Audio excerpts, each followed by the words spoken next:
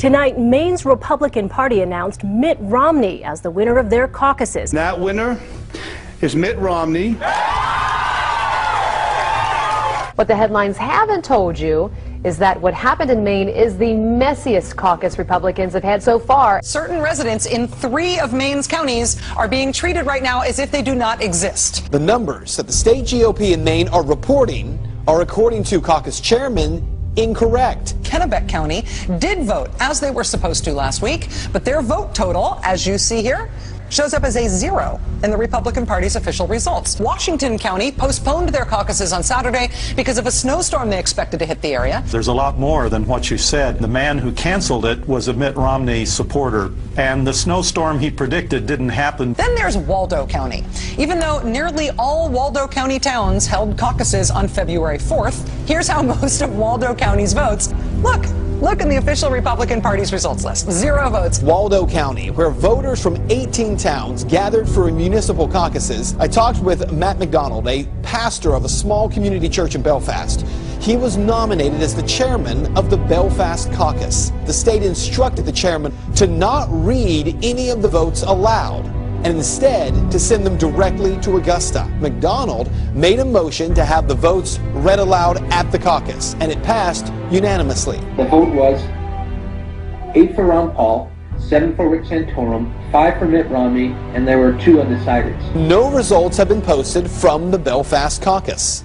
The lady on the line said that she had received our tallies, our votes, but hadn't recorded them online yet, and she said Romney with 9, Rick Santorum with 5, Ron Paul with 2. Well, of course, those were not the right numbers, and I told her. And she said, well, those are the numbers we have.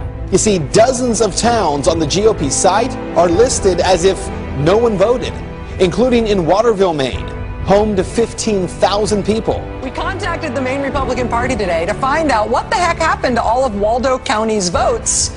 So far, we have not heard back. The margin of victory for Mitt Romney in Maine was 194 votes.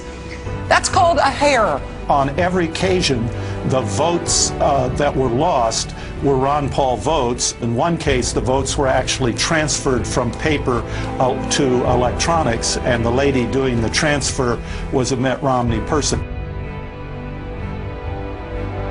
Remember what the establishment said about Reagan? He's radical and out of touch and dangerous. It's the same thing the establishment now says about Ron Paul. What's so dangerous about him? He wants a return to the Constitution.